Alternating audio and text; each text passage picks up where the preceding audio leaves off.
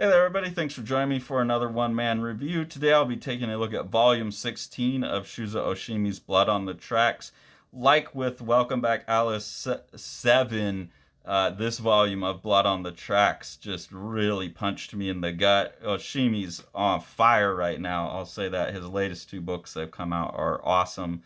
Normally, once I review the first volume of a manga, if I like it, I keep buying it and just reading it, and I don't do videos, especially because manga tend to play out pretty slowly, or someone like Shuzo Oshimi's work tends to play out pretty slowly. So I feel like reviewing each volume on its own doesn't, I don't know, I don't need to do it, and it allows me to just read them and enjoy them. But man, the like he's really been on fire with the gut punches lately. So I wanted to talk about real quick just where the series is at. The like if you don't know anything about Blood on the Tracks, you can go watch my volume 1 review, and you can go watch the like best of ranking Shuzo Oshimi's work that I've done. I go more into the plot there, a little more deeply, but you basically have the main character here has been abused by his mother very, very badly. She's manipulated him all throughout. She's killed his cousin, manipulated him to taking the heat, like covering for her.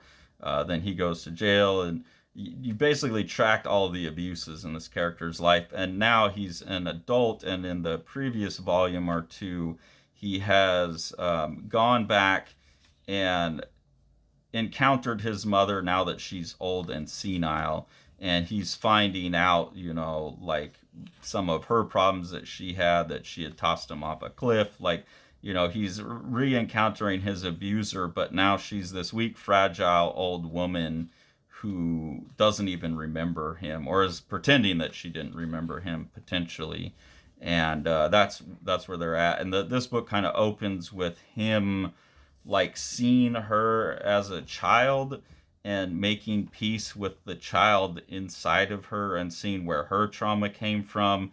So there's this real like catharsis moment, and I just think Shuzo Oshimi renders this stuff so beautifully. Like this dead cat image that's been showing up all throughout, her like saving the cat, bringing it back to life, him seeing her as like this sweet child, this really beautiful, like sparsely rendered image here where everything's just fragile and breaking apart and impressionist and dreamlike. It really gives you a sense of the psychological state of like the washing away of the hatred that he has for his mom and everything she's done to him. It's like such a healing moment, and that comes across so clearly in the book. And then in the same way that the sequence in Welcome Back Alice has the character trying to cut his own genitals off with the razor, was just this powerful sequence that had me cringing and like so drawn in and emotionally wrecked by it. There's an even more powerful scene, I think, because it's more subdued here, where the character has to go in, and he's seen his mom now again as this old feeble woman. He's coming to visit her, and she's passed out and like has shit herself, had like diarrhea, and he's like smelling it. It's horrible. The slowed down pacing of this, like it's really easy to flip through Shuzo Oshimi's books, and even though you have a whole tankobon like this, I feel like you can read it in 10-15 minutes because there's only a few panels per page and there's not a lot of dialogue.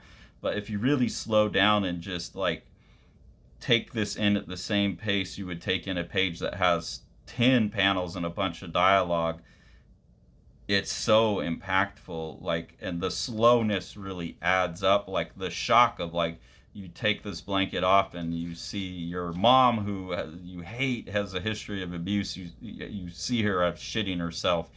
Like, of course that's going to be a pause moment where you just stare at it, and like the stop of him staring at it and just freezing, all of these static moments really are so full of psychological weight, and there's hardly any drawing going on, like these are so quickly rendered, but he's expressing so much. and then the slow turn of her like turning over and seeing her face all old and abused or got a black eye, and then he starts putting these like distortions on it where Seiichi, I think that's the main character's name. I might be mixing it up. I've read so many Shuzo Oshimi books recently that the characters, they're obviously all stand-ins for him, so the characters are blending in my mind. But like this weird abstraction of the face here, where he's like dissociating parts of her face, like seeing her as evil, but also seeing her as pathetic and feeling sympathy, and it's such an intense scene. Then he has to take her in and help her clean up, and like this sequence here where he's got this woman that he has all these conflicted feelings about. He's got her with her shitty diarrhea pants like bent over the edge of the tub, and now he's about to take his own mother's shitty pants off and like have to clean up this woman who abused him.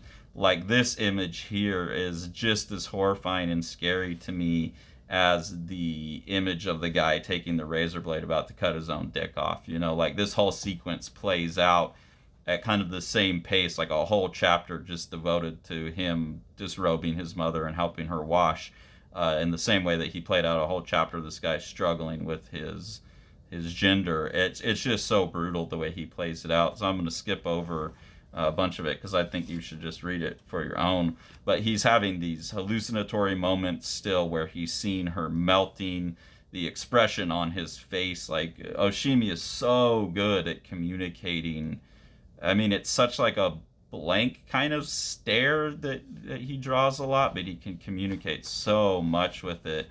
And then again, just the very, something you could glance at and move by, but if you slow down and take it the way he's taking it, like the embarrassment of this naked old body, this woman that he hates and loves and is feeling sorry for, and you can see that on his face, the struggle. It's just such good work. And when I'm talking about mature work for adults, like this is the kind of thing I'm talking about, where you're really starting to understand like psychological repercussions on people and very subtle character driven moments, not political stuff, not like, it's just like so down to the personal experience and so sensitive and empathetic to cycles of trauma, abuse, just growth. It's the thing that Shuzo Oshimi does in every book, where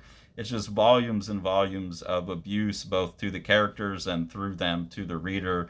And that there's always this kind of catharsis moment in his books where the characters let go and move on and heal and become healthy adults. He plays the same trick over and over, and it gets me every time. And he's just pushing it to the next level in this book, mastered it even further.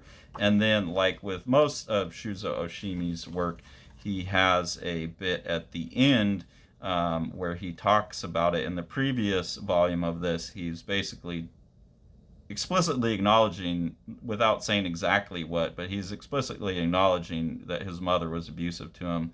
And then in this one, he's talking about letting go of your hatred and how healing that is. But it's kind of put in this like poetic, it's more poetic than essay or something like that. It's like almost like a little poetic short story that like reinforces the theme of the book. But you basically end the book here with this character accepting his mother, and he's taking her to go live with him now. So bringing this abusive situation back into his life. But you'll kind of see like the let's move on. Let's get a move on. Let's move past this healing that's going on in this. And so to see that playing out and know that this is an author that's obviously, if you've read his work, really grappling with his own real life issues through his fiction. This is some of the most powerful comics I've ever read. Not just manga or whatever, but some of the most powerful comics. So if I haven't sold you on Shuzo Oshimi at this point, I don't know. He's just really one of the best writers ever in comics, and his art is always at service to the story, and he's phenomenal at both, like being able to draw images that are so static like this, so quiet, but to communicate so much through them is masterful work. And yeah, I mean, if you're not reading Shuzo Oshimi, you should be. Prepare yourself for the abuse, but it's some of the most beautiful comics I've ever read.